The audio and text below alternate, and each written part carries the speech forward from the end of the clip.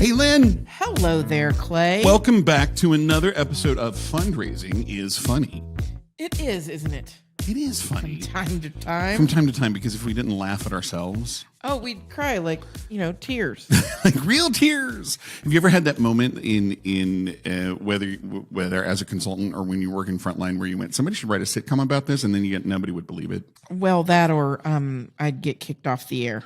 There is that, yes. Yeah. I'm a derriere. Yeah. Just wanted to say derriere. That rhymed. Right. Get kicked off the air on your derriere. Anyway, so a little friendship co-host quiz. You up for it? Sure. I love a quiz. Get to know me. Especially if they're pop. A pop quiz?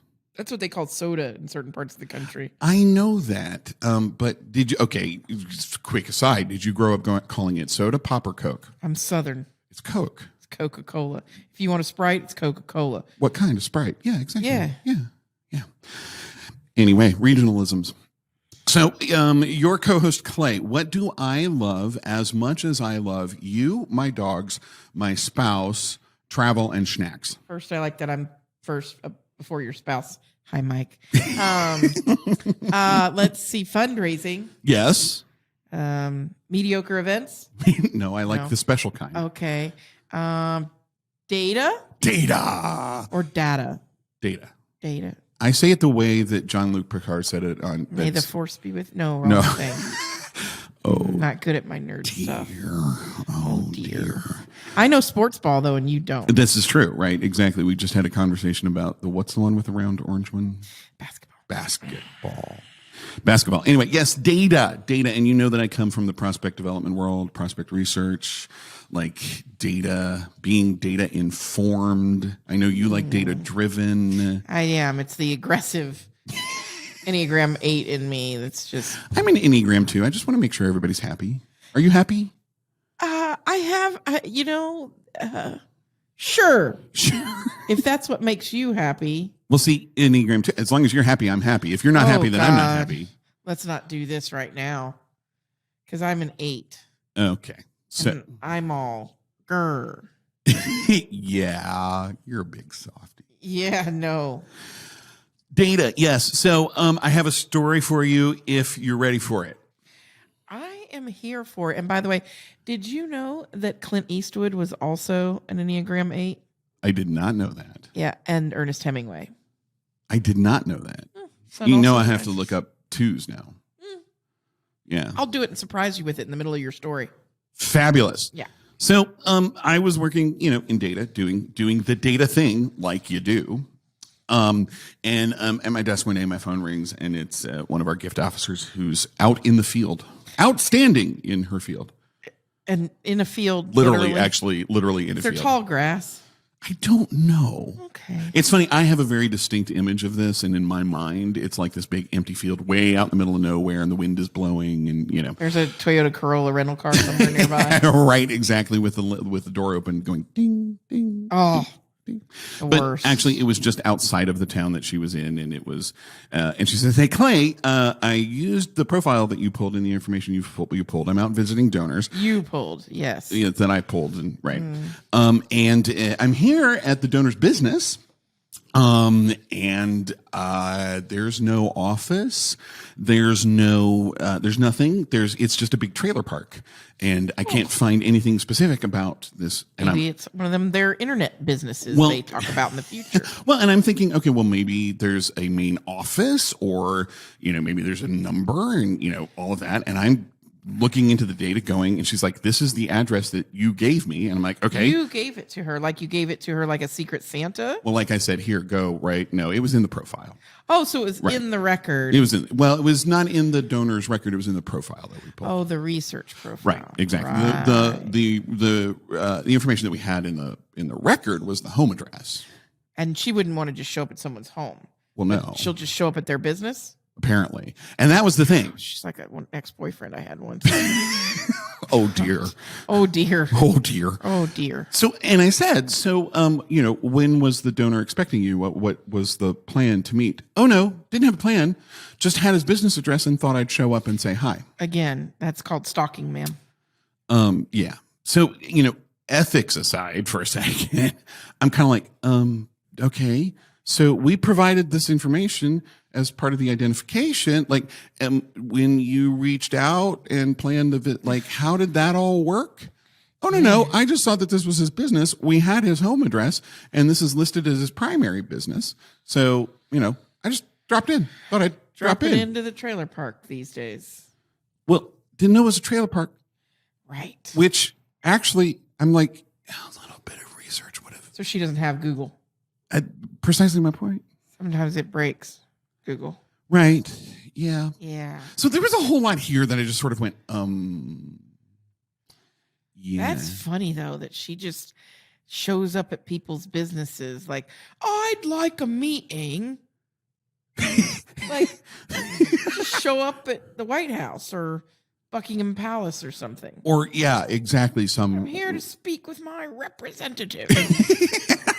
My name is Karen, and I want to see the manager. I don't want to shame I applaud her. I love a little gumption, but gee Louise. But I was kind of laughing a lot because I know all of our colleagues in prospect development have had that happen where assumptions get made based on what we see in the data. And it didn't say, hey, this is a trailer park, it's just a street address, right? But yeah. Well, speaking of assumptions, we also have to be careful about the demographic data that we're given. Our databases house lots of records, Sure. and on those records are, demographics about the people that are charitable to us. Exactly, especially when we're appending it from third-party sources like yes. wealth research. Oh, well, yes. Yeah, adding. Now, and listen, I don't know what story you're about to tell, but I am a big proponent of it. It helps. I think the more information, the better. I agreed. Imagine if we had some information at this story that I'm about to tell that really could help us. So you've got 2 donors both in your database. Yeah, we like generous people. We do. They're both male. Okay. As far as we know. They identify as male. Okay. Born in 1948. I can't do math that fast. Okay, so, Yep. but yeah, all right. Caucasian-ish. Caucasian-ish. Okay. Right. Both of them born and raised in England. Oh. Jolly-o. Okay. Yeah. I hope. Pip, cheerio. In a nuclear family with more than 3 siblings. Big families. Bigger families. Bigger, yeah. Okay. All right. Both of them are divorced and remarried. Okay. All right. Yeah. So older, raised in England, both divorced, remarried. Very successful. Multiple siblings, very successful. Grown children, doing well out there in the world. Okay. And they're notable people. Okay. Let's just say that if you were to know, you would see them, you would know exactly who they are. Okay. Business people. Okay. Lots of income, liquidity. Okay. Oh, okay. Right. They love dogs. Okay. That makes you like them more, right? Well, of course it does. Right. They ski in the Alps. Wow. Okay. So this is really good research because it's getting some detaily stuff. Yeah. Now, it doesn't say snowboard. It just says winter holidays in the Alps. Winter holidays in the Alps. So we assume they ski or they après ski. Perhaps they ski like I do. On television? No, in the lodge with, little Bailey's, little hot chocolate, watching cool. Yeah, because skiing is pardon me for interrupting, but skiing is part of sports ball that reminds me that gravity isn't just a good idea, it's the law. Yeah, gravity's tough on us sometimes. Okay. I imagine like falling completely over things into the middle of a walkway or something. This is why I like the lodge, right? With the comfy chair. And then you have to get on the lift thing and hope and pray. No. All this, we digress, but all of this to say, they also uniquely, both of them live in castles, older castles. Because in England, that's what you do. So they're raised in, and they still live in England. Yeah, they still have houses there. Fantastic. And like in my mind, in England, you either live in Notting Hill at the Blue Door, like Hugh Grant, or you live in a castle. To me, you are perfect. Like a Hallmark movie. That's a different movie. Yeah. Sorry. So, or you live in a Hallmark movie in a castle. Well, yeah, of course. Yeah, so we should treat these folks the same. We've got same age. Yep. Same family dynamic. Yep. Divorced. Both giving. Wealthy. Prominent. Yeah. Yeah. Winter in the Alps. Yeah.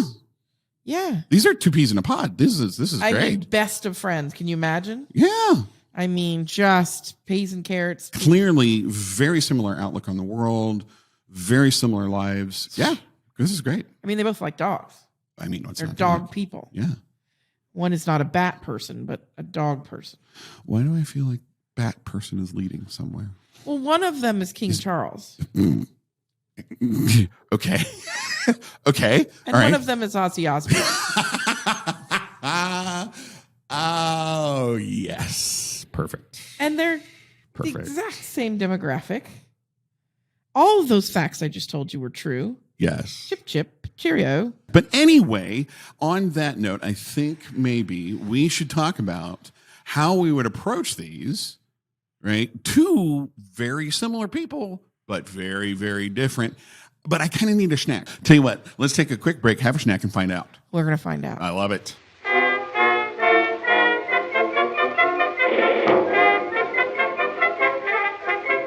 And we're back. We are back. And as I promised, famous no. Enneagram 2s, Oh, no.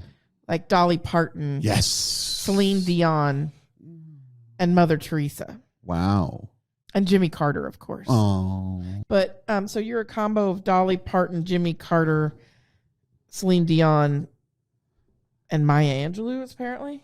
Do you know that I interviewed at Wake Forest back in the day just to study with Maya Angelou? I met Maya Angelou. It was amazing. Did you? So we were talking about demographic information. We were talking about kings, and rock stars. rock stars, and bats. Kings, rock stars, and trailer parks. Kings, rock stars, and trailer parks. It should be the name of this episode. I think we just named the episode in I retrospect. think we did. Yes. And we were talking about how we make assumptions about demographic data. For example, older donors, Yes. don't like print, or that if you live in a castle, you must be a king. You can also be a washed-up rock star. Or a Hallmark prince. Or a Hallmark prince, right? Or that if you take someone's business address And just show up. that might always be not a good idea. Let me can I just interject for a second? Sure. Again, I want to say I don't want to like shame that gift officer. No. Because I can hear the prospect development folks laughing, and I can hear the gift officers going, I've done that. So no shame.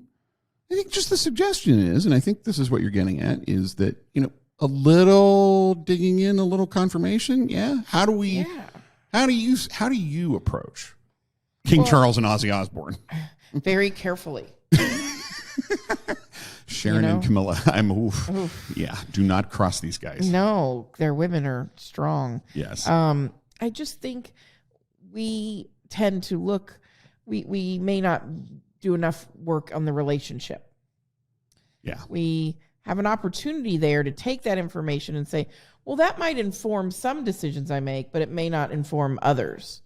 So you've got two gentlemen who were born in the same year, but maybe living very different lifestyles and may have more, what does my dad say about more miles on the tires? Some people have more miles on their tires, but they're the same age as other people, Yep. Yeah. Yep. And so I just think, we have to think about that when it comes to our data and the assumptions that we make. And, really demographic data is but one piece of information. So in the 4 pillars of the donor experience, the first pillar is called knowing. Knowing your donors. And there's active data and then there's passive data that we can pick up. Active intelligence, passive intelligence. And we really have to take advantage of all facets of that in order to form and shape. But the most important data we can gather is from the person directly themselves. So if you were talking to Roger Craver or the fine folks over at the Agitator, right, they would really define this as first-party data or third-party data. Ooh, fancy. Right. So I'm a huge fan, proponent, believe in, absolutely support third-party data. Right. But the best information you're always going to get on any donor, whether you're talking about at an individual major gift level or whether you're talking at scale in direct mail, annual fund, digital, et cetera, is always going to be that first-party data, what the donor tells you. In my mind, and I'm curious if you agree, in my mind, that first-party provided data is going to get us more towards values and beliefs. So things that we can't necessarily scratch from the surface. that, yes, that the demographics are going to point us to some general assumptions. But until we start working the relationship and really knowing the donor, those demographics are just that. They are demographics that tell us they're the same age. They don't tell us, what does this person believe in? And I think if I were to look at a demographic that told me more, I would look at the demographic of their giving history. 100%.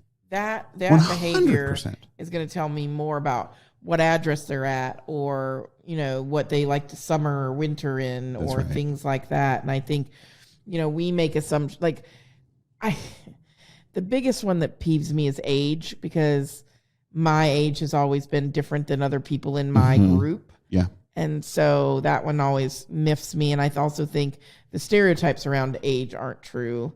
You know, I have older parents and they don't fit into those boxes that they're supposed to fit into. And so I think we just have to think about the human being behind the gift. Jennifer Lopez, Hi, Chihuahua. is the same age or older than the youngest member of the Golden Girls was when that show started. Jennifer Lopez is the same age today, right? So if we assume 50-ish year old Latina female, are we looking at Jennifer Lopez? I'm looking at B. Arthur. Or are we looking at B? Right, exactly. Did you also know that Vanna White is 71? I did not know that. That'll blow your mind. But see, again, this is exactly it, right? Right? I think the fundamental punchline here is data informs us a direction to go, but we can't operate just on assumptions based on that data. We have to get deeper into what it points us to about the relationship and the values of the donor. Agreed. And the best way to do that is call or email and schedule an appointment, Right. and then visit with them, or Right. Zoom. I mean, it is 2023 after all. Exactly. And what happened to Skype? Skype, man. Pre-pandemic, I Skyped. Boy, they blew it, didn't they? Blew it. They're the Nokia of Zoom. I mean, it's still in my Microsoft Office Bumble. Bumble. Bumble's a whole nother category. That's a whole nother Freudian show for slip, another sorry. day. Yep. You shouldn't be on Bumble. It's in my Microsoft Office bundle. Oh. But yeah, Zoom. Yeah, Zoom. Goes to show you, right? Well, but isn't this kind of what we're talking about, right? We all Skyped before. Zoom took the opportunity, moved into it somehow or another. Zoomed right past. They zoomed right past and made it connect to our values. Yeah. And Skype kind of blew it. And that's the same thing here, right? So, punchline for today, if we were to bring it home for our listeners, we can't make assumptions based on demographic data. Right. But what's the punchline? What can they do? What is the positive spin on this lovely? Well, that's what I want to hear. That's what I want to hear from our colleagues and friends out there and listeners is over at fundraisingisfunny.com, pop in and tell us stories about how the demographics have pointed you one way, and in getting to know the donor, you learned something different or confirmed something. I'd love to hear those positive stories, right? Well, and I have one last 30-second one that Do it. Bring will it. crack you up. Tell me. I was early in my career, and I was filling in for my vice president's executive administrative assistant, and this gentleman walks in the door, and he's got on peach shorts, a T-shirt, and a baseball cap. Uh-huh. And he reaches out his hand, and he goes, "Hi, I'm Teddy." I was like, "Well, hello." Well, his family's name is on 80% of the buildings on that campus. Yep.